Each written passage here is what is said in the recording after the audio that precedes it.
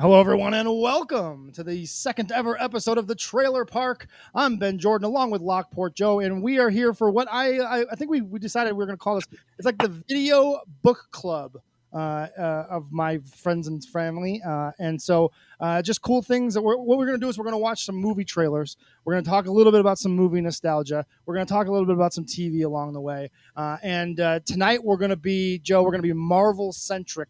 On the Trailer Park tonight. I've got 3 Marvel trailers that we're going to watch. We're going to start with Shang-Chi. I don't know anything about this story whatsoever. I'm hoping my comic book nerd friend Lockport Joe can help me out and fill me in a little bit.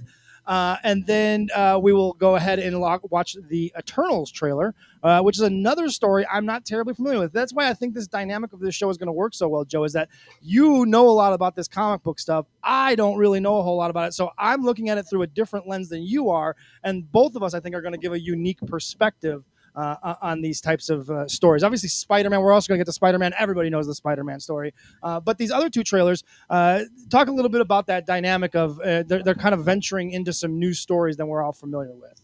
Well, this is phase 4 of Marvel. So this is the first. These are the first. I mean, Black Widow was the first post-Infinity War Endgame movie. I mean, the Spider-Man, the last Spider-Man movie. Those 2 are just kind of, they felt like epilogues to those movies. I know you're still catching up, but right. But I have a good idea just from being around social media. You can't really have a good idea of what happened. Yeah. Sure. And Black Widow was kind of a flashback to before the what happens in the last movie. So it wasn't a continuation or where Marvel's continuing the story. So this is all new stuff for them. I mean, these are not well known characters. These are not in the in the holy trinity or the Avengers, who are like the main guys, and maybe outside the X-Men, Americas and all that, right? For sure, yeah. And now that it's going to take a while for Fox or for Disney to, now that they have all the Fox properties, to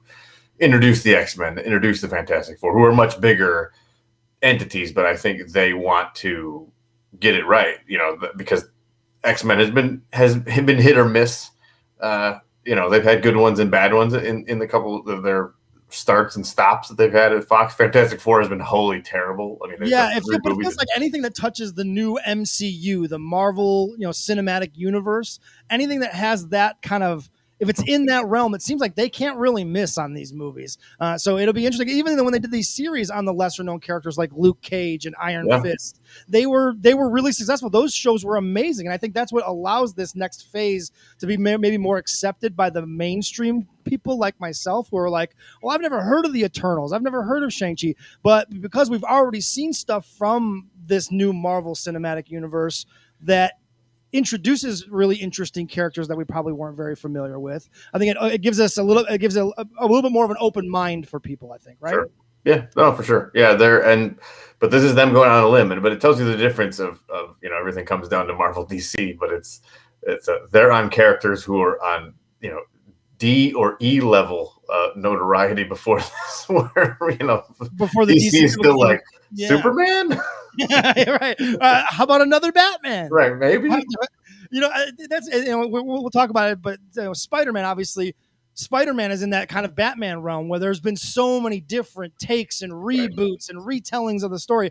What I really appreciated about the first Marvel Cinematic Universe Spider-Man is that they skipped all of this. Oh, we don't need to see him get bit by the spider again. None of that. We just get right to high school. He's the Tony Stark. We're good. We've seen the story a million times. So I really do appreciate that. And I think DC could take a note from that and say, okay, it's time to move on from Batman. I don't need to see his parents get killed. I don't need to see his parents get killed in the alley again, and his mom drops the pearls again. How many different people could play Batman? They all pale in comparison to Michael Keaton. So just stop. Pretty much. I mean, yeah, Keaton and Bale, and then everybody else is there. Yeah. So all right. So let's first up on the docket here, I've got lined up is Shang-Chi. Again, I don't know anything about this, so let's see. Okay. Oh yeah. If Brooks says, if I see Uncle Ben die or Martha Wayne's pearls, yes.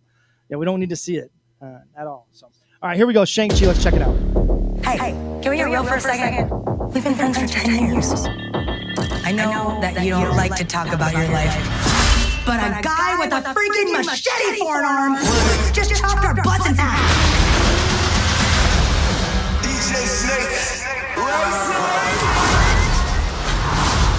Who are you?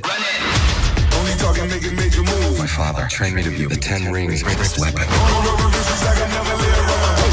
But that's not who I am. How did you find me? I always know where my children are.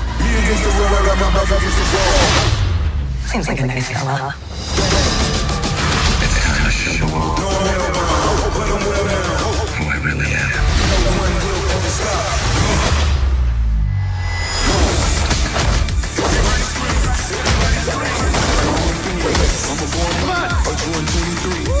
Oh, hell no, I'm not doing this.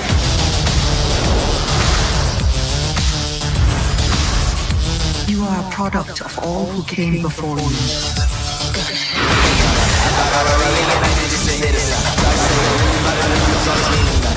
If I die, it's your fault. I must stop him. Hell yeah.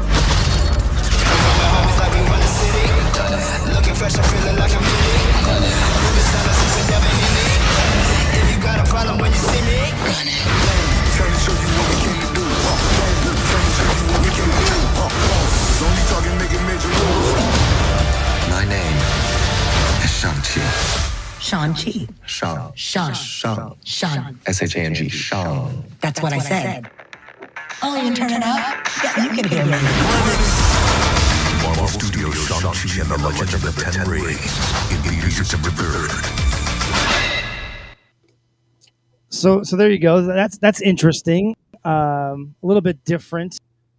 I like the way that Marvel has woven in some comedy. They've from the early movies to now these later movies. It seems to me that they have done a good job of adding humor and good humor in spots, and this seems to be another instance of that. There's a little bit of comedic underlie to this. Yeah, and I'm a huge fan of martial arts movies in general. So it's I'm excited to see a Marvel take on it because he's really the only. I mean, other than Daredevil, Iron Fist are martial arts based characters. Shang-Chi is too. I'll be honest with you. I've never read a Shang-Chi book or a series that he was in. He's a like I said, he's a lower level character, but it's great that they're incorporating not only the martial arts movie, style, but they have an Asian character, which is just not there few and far between in the Marvel universe. So representation for the Asian American community, and yeah, it looks good. Early reviews so far, very positive. The people that have seen it that I trust, reviewers online, have really enjoyed it. They said the action is fantastic, and I'm here for it. Ryan Hansen in the comments makes a great point. The comedy ramped up with Ant-Man. Yeah. And that you're going back and thinking about it, now that my wife and I are going back and watching the Marvel Cinematic Universe, from the beginning, so to speak. You're right. That is kind of the turning point. That they really kind of went full bore into the comedy, and then Thor Ragnarok that is basically just a full blown comedy. But it's I knew people at the time were there were some people who didn't like it because they're like, that's not Thor, but like you can only go so far. I mean, he is kind of a Superman kind of character because he's pretty much unbeatable in a lot of ways, and you had to do something different with him, and that was a great that's in my top 5 of any of the Marvel movies for sure. Yeah, I was greatly surprised by that. Yeah, it was. I really liked the Ant-Man series. I haven't seen the second one just yet, but I am very much anticipating what that next one that they've got coming there. So yeah, Shang-Chi is just not something I'm very familiar with. It seems like it's a cool story. Obviously, it's Asian representation. So I don't think a lot of people are. And reading, I just pulled up the wiki, and apparently this was Marvel wanted to get the rights to the Kung Fu series, the David Carradine series, and they couldn't. So they're like, "We'll just make our own."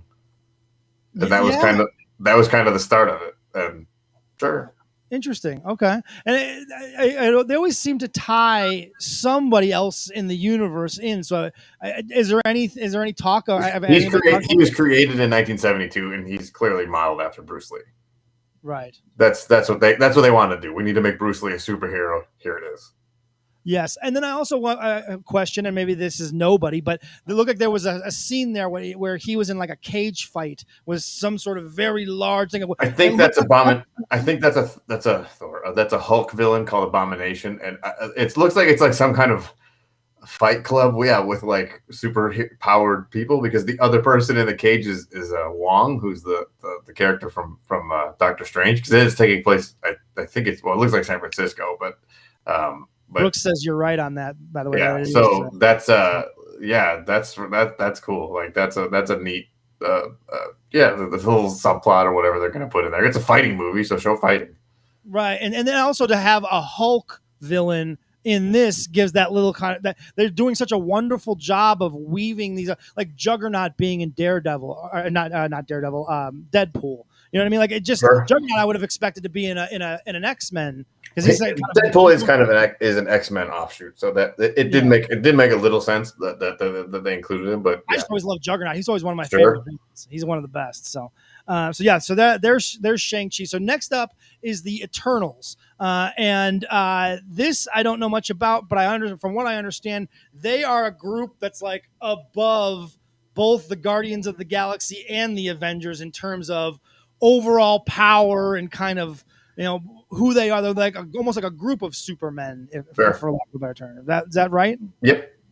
Got it. They are space based or of space origin and have settled on Earth for thousands of years. And I think the trailer kind of explains, which I've seen already, but it kind of explains kind of a little bit of more of like what they are or what they're doing.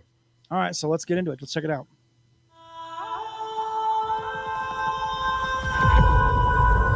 Five years ago, Thanos erased half of the population of the universe. But the people of this planet brought everyone back the snap of a finger.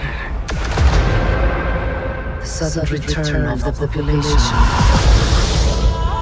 provided the necessary energy for the emergence to begin.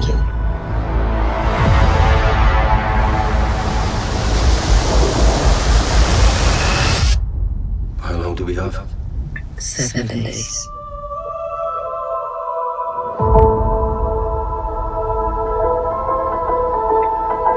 We're Eternals. We came here 7,000 years ago to protect humans from the deviants.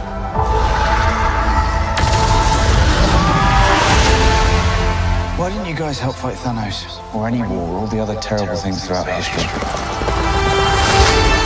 We were instructed not to interfere in any human conflicts unless deviants are involved.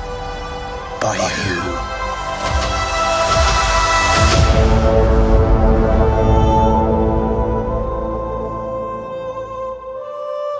We need to find the others. I haven't seen some of them for centuries.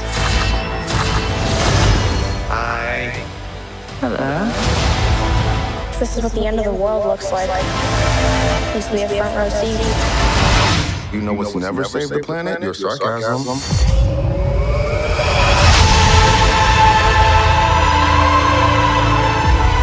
We have loved these people since the day we arrived. When you love something, you protect it.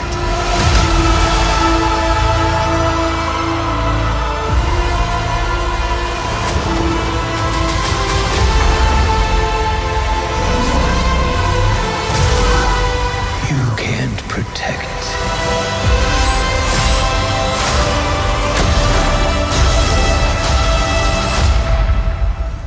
Any of them.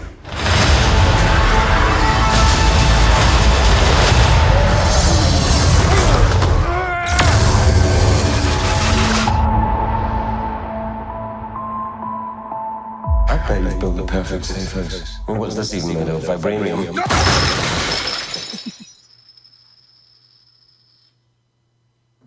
Fall collection. IKEA.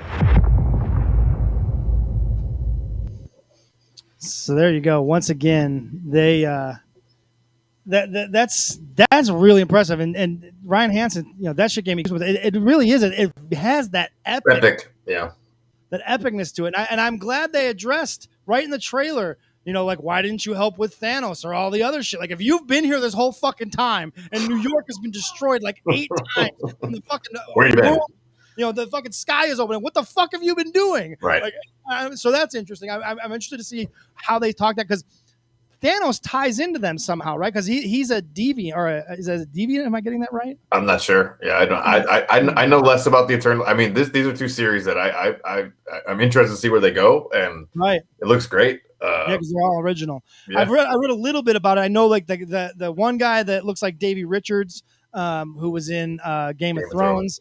He's like the Superman type guy. He's kind of the Superman-esque character. I know the black guy. He's like a guy that has something to do with technology, and like he's been the kind of the puppeteer of our advancement in technology as a society. And Angelina Jolie's character is like a queen of some sort.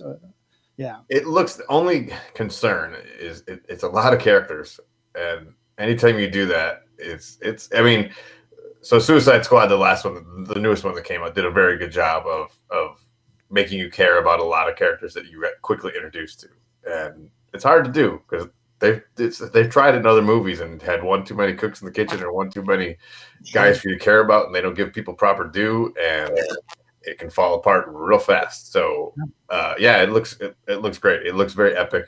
It's a welcome addition, and it seems like Marvel's very aware of that. They can go back and kind of, you know, have introduced new characters that have been maybe, you know, dormant or whatever, and it, you know, this is all, again, eventually the X-Men are gonna show up, and it could be like a similar thing that they're, you know, is it going to be new? Is it going to be they just haven't been around the whole time? Or with the Loki series and fallout of the other small Disney Plus series and movies coming up, are there going to be, you know, the idea of the multiverse, which we'll see coming in the Spider-Man movie, is being introduced, and this will lead us into that throws the possibilities to be endless, wide open. I mean, endless, and that's genius on their part to let us know that, listen, anticipate anything, and literally anything is possible now at this point. Yeah, I think that's great. So the rumored next, because the Infinity Gauntlet saga was the big arc of the first 20 movies, essentially. Right. That's what it all led to.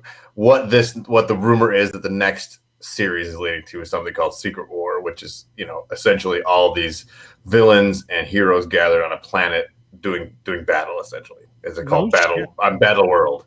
And the speculation is this way: you could, because multiverse is getting introduced as well, you know, you're going to see actors cross over from other properties of, you know, of the Marvel, in the Marvel universe, like you'll see in the Spider-Man trailer, into this. You know, this could mean Hugh Jackman coming back. This is all just me, you know. Sure, no, and Hugh Jackman was a pretty darn good Wolverine. I don't know how you recast him and do much better. But then you could bring back Chris Evans. You could essentially bring people back from the dead and just say, well, they're from a different universe and it's a different version of them. Here you go. But it's also a way to see them, and it's this. I think that's what Brooks and I have discussed it. I think that's what this is leading to. You know, in that trailer, they ask, you know, why didn't you help with Thanos? And they leave it, and then they switch to a screen where there's like a being that has like glowing eyes. Is that? That's a celestial. So that's more space.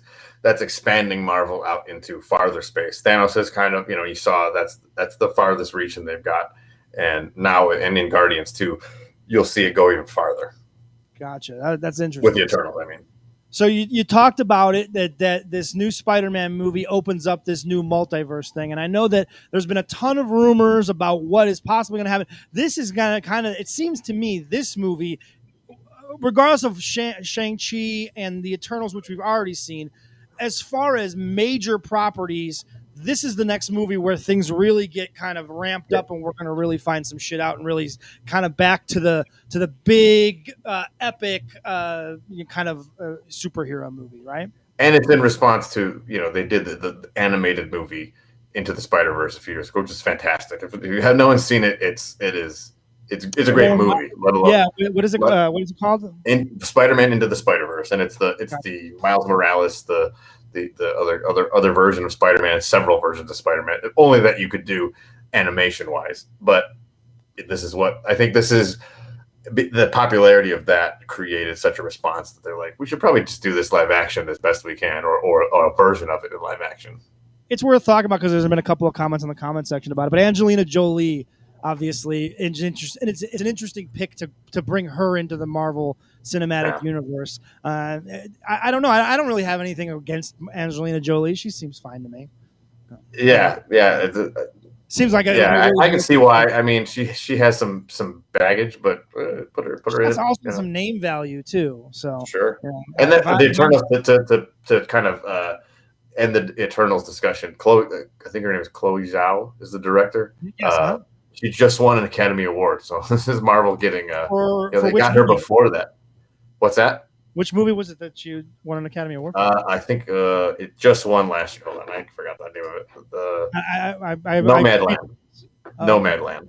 Okay, interesting. So, I'll have to check that out. She won best director and best picture. Yeah, the guy that did Ragnarok. I don't know how to pronounce his name. Taika Waititi. Yeah, I have tickets to Taika Waititi. He did a fantastic job. The way that he laid out that movie visually was really, really impressive. And I only know because it's one of the last movies that me and my wife just watched, so it's fresh in my mind. I thought in the Korg, is that the character? Oh yeah, and that's his voice. Yeah, he always throws himself in there as a voice in something. Love it. Watch every one of his movies is great. Everyone. And from what I understand too, I don't know if I read this right, or maybe it's one of those things where you read it, but it was not real. There, I guess. Korg and Drax are getting a possible television show on Disney Plus, which would be interesting. That'd be cool. A couple of comedy, that would be a good comedy duo, I think. Sure. Yeah, Taika's head. I think he's doing a Star Wars movie too. I'll watch anything that guy does. He's very creative, very funny. He did the Jojo Rabbit. Yes. Amazing. I haven't seen it, by the way. The book club, everybody out there listening, check it out. Jojo Rabbit is fantastic. Yes. Much agreed. So, all right, let's check out Spider-Man. It's No Way Home, right? Is that what? Yes, sir.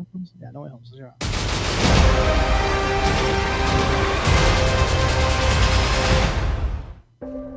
Oh, look at this. This is a good one. Some suggest that Parker's powers include the male spider's ability to hypnotize females. Stop, come on. Yes, my spider lord. Can we just stay up here all day? It is so crazy down there. That's right, folks. Spider-Man is in fact Peter Parker. Listen, I did not kill Mysterio. The drones did. The drones that are yours. Does any part of you feel relieved about all this? What do you mean? Now that everybody knows you don't really have to hide or lie to people. For the record, I never wanted to lie to you. But I had to tell someone you're Spider-Man. Now everybody knows. But this isn't about me. This is hurting a lot of people. I've just been thinking about how to fix all this. So Peter, to my old pleasure. I'm sorry to bother you, sir. Please save to have the universe together. I think we're beyond colonies, sir. Okay, Steven. That feels weird, but I'll allow it. When Mysterio revealed my identity, my entire life got screwed up. I was wondering if maybe you could make it so that he never did. Strange. Don't cast that spell. It's too dangerous. Fine. I won't. The entire world is about to forget that Peter Parker is Spider-Man. Wait, everyone? Can't some people still know? That's not how the spell works. So MJ's gonna forget about everything we've ever been through? Stop tampering with the spell. Oh my god, Ned, he's my best friend. My animation's really good.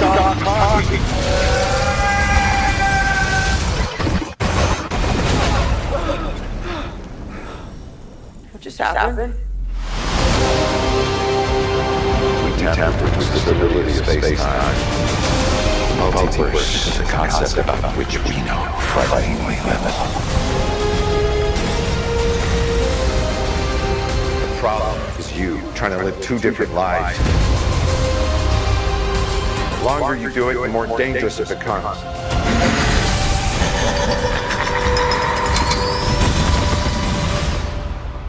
Be careful what you wish for, Parker.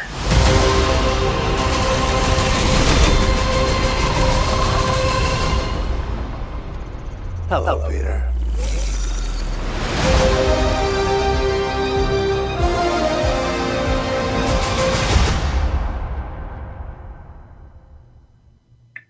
Wow. Okay. That's interesting. Like I like Doctor Strange. I think it's interesting to add him. I think it makes sense in the story of like what he's trying to do and why he went to him. Wow. Okay. And from what I understand, there's a ton of like you talked about earlier, all the other Spider-Man properties and entities. They've brought back some of the villains from those, and you have to imagine they're also going to tell. They got to show that Easter egg of the Tobey Maguire, and shit like that, right? I think they're trying to save it. I mean, this got leaked, I guess, so this is why Sony was not planning on releasing it yet. So they kind of got their hand forced. So yeah, I mean, this is obviously they've tried to be as hush hush as possible. I would like to just save some of it. I think just don't tell. I want to. I like showing up. Yeah. Yeah, I mean, if Andrew Garfield's in it, who was the Spider-Man between Tobey Maguire and Tom Holland, fine. If you're going to throw Venom in there or something like that, and this is like you saw, the Dr. Octopus from the Tobey Maguire Spider-Man verse in there. So and the I think the Green Goblin, Pumpkin Bomb there, great. I mean, throw them all in. Cool. I mean that you could do once they explain what's going on. What are the rules are for the movie, and you see all these characters show up. Are they here to stay, or is this like did they screw with the multiverse enough that like now these are now canon villains, or inside the MCU? Sure, but yeah, Tobey Maguire's has to be in it. I think Defoe is in it, Ryan. I think that was his laugh when the little green bomb went by. From what I understand, Dr. Octopus is in it as well.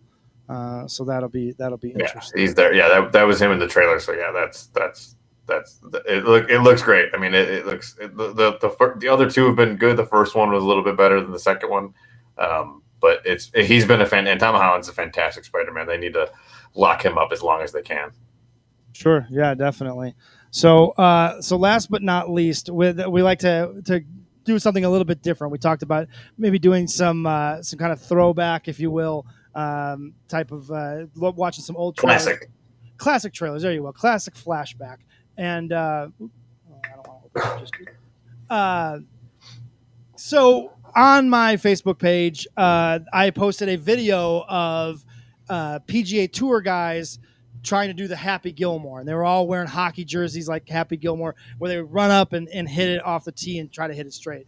And the reason I posted it was because it's amazing, because they're literally like 6 of the top 10 players in the entire world, and they all try to do the Happy Gilmore, right? And they all go, and there's like Dustin Johnson and Matthew Wolff and Rory McIlroy, and they all go, and they hit it all over the place. And the last one to go is Tiger Woods, and he fucking walks up and he does it exactly like Happy Gilmore, and he hits it dead straight down the center, right? And the commercial ends, and it's Rory McIlroy going, "Did we expect anything else?" Like, it's just, of course not, right?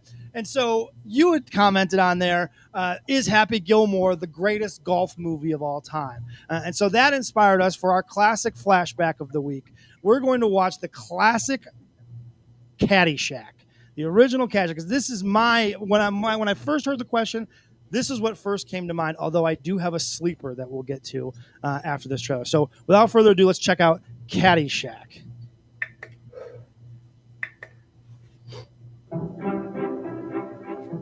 Welcome to the Bushwood Country Club. The membership's exclusive. You think I'd join this crummy snobatorium? The help is outrageous. What? The madness is contagious. Bad language, fooling around on the course, poor caddying. But this whole place... Caddyshack, starring Chevy Chase as Ty Webb. Who is that disgusting man over there? A sportsman who really knows how to score. So, what brings you to this nape of the woods, neck of the wave? How come you're here?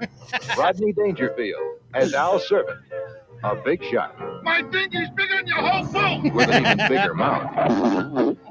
Oh, somebody's stepping on a duck. Ed Knight as Judge Smales, a man of dignity and a sense of fair play. I've sentenced boys younger than you to the gas chamber. Michael O'Keefe. Didn't want to do it, because I had to. Daddy, who wants an education and gets one. You take drugs, Danny? Every day. Cindy Morgan as Lacey Underall. She's got a bad reputation. and she's working hard to keep it. You want to tie me up with some of your ties? And Bill Murray as Carl Spackler. Just a harmless squirrel, not a plastic explosive or anything. Nothing to be worried about. He's not crazy about gophers, but he is crazy. License to kill gophers by the government of the United Nations. And introducing Mr. Gopher as himself. I said freeze, gopher! Caddyshack. It's all about swinging. Kiss me, you fool. But not on the course. Hey, you want to make $14 the hard way? Playing a good game. Catch the ball, he got all of that one. And talking a better one. Hey, I should have stayed home and played with myself. Taking shots. That was a bum shot. And making time. We couldn't possibly think less of each other. Controlling your drives. Wow! And losing your grip. It is! You! Out! Score! The man's a menace. Caddyshack. The comedy with... Okay. First of all, I take back Happy. I was just questioning. That's the greatest golf movie of all. It's one of the great movies of all time. It really That is a 5-man rotation of like Roger Clemens, Nolan Ryan, Dwight Gooden. Like every one of those guys is throwing 100. That whole movie. And the best part is that they got a guy throwing 100, and they have Nolan Ryan. Rodney Dangerfield is unreal. I mean, just in the trailer, he's cracking you up. And that's like a tenth of what's great about Rodney Dangerfield in that movie. You're absolutely right. Caddyshack is really, really, really difficult to compete with. Happy Gilmore's right there at number 2. And I would say number 3, maybe pushing number 2, is a Tin Cup. I agree. That's the 3. Yes, it's a romantic comedy, but Kevin Costner is fantastic. Yeah. He's believable as a PGA Tour guy, professional. Yeah. Cheech Marin is amazing as his caddy. I mean, the love interest is great. Everything about it's awesome. This is a discussion for another day. Kevin Costner, one of the great movie athletes of all time. Really is. He believable, man. He was believable in everything. A pitcher, a catcher, exactly everything. He's fantastic. You're hard pressed to find a bad Kevin Costner anything. I haven't watched it yet, but I have heard nothing but amazing things about Yellowstone. So. Yeah, same. Yeah. Real quick, so I just can't get out of here without talking about Caddyshack more. Murray and Chevy Chase scene where he is night golfing and hits it into his living room was 100% not in the script. They were like, we have these two guys. We have to. They like wrote it on the spot or had them improv it on the spot because you have Chevy Chase and Bill Murray, who at the time I don't think quite hated each other as much as they would in later years. But I mean that's awesome. The scene doesn't make any sense. The movie actually doesn't make any sense. Like the plot is rather dumb. It's inconsequential, but it's like it's kind of about Danny, but also not, and they have to throw in that game at the end just to be like, well, we need an ending for something. So exactly what it is one long punchline. It's just like a bunch of Saturday Night Live skits to lead to a punchline. It's a bunch of SNL skits back to back to back. It really is with the top comedians of all time. And it's funny, Brooks points out that Ted Knight and Rodney Dangerfield hated each other on set. That's Rodney's first movie. That's the first time he's ever on a movie set. So I'm sure Ted Knight was probably like, this motherfucker is in here. Harold Ramis said he would yell action. A college professional like Ted Knight, and Rodney Dangerfield just comes in doing whatever the fuck Rodney Dangerfield does.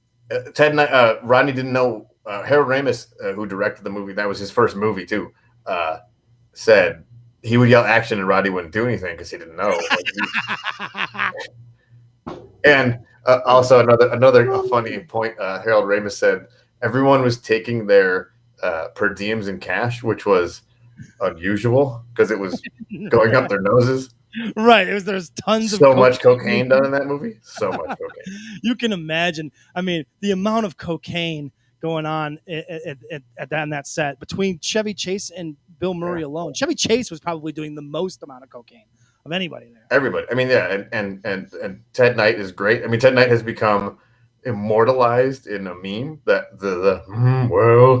we're waiting. Sure. Yeah, exactly. Yeah, that GIF or whatever. On Twitter, or GIF, yeah, it's on Twitter every day. You know, there's every day. Every day. Yeah. I mean, Caddyshack is because of its place in the culture, in golf culture. There's on every golf course every day since 1980 to now, someone has made a Caddyshack joke. 100%. 100%. Yeah, someone's going, no. Someone's going, Noonan. Someone's, yes. Somebody step on. I can't tell you how many times I've said to myself, Danny, you do drugs every day. What's the problem? That's I've lived my life by that. Also, Michael O'Keefe, good golfer. Like, he has a believable golf swing in that movie. Yeah, definitely. All right, well, there it is, another trailer park in the books, a little Marvel flavor, a little Caddyshack there at the end. So that was fun. We'll do this again soon. Joe, thank you so much for joining us. And absolutely. Yeah, well, the next time there's some cool trailers. Also, I want to suggest if you guys want to see us talk about a trailer, if there's one that comes out that maybe we're not talking about or we didn't see or that you think it would be interesting to have us talk about, also maybe a classic one. I love suggestions from the crowd. So any suggestions for anything you'd like to see us play and talk about, we'd love to do that as well. So without further ado, this has been Ben Jordan and Joe Tippett for the Trailer Park. Let's do this. I want him dead. I want his head cut off and brought here. I want his head on this piano. Got that?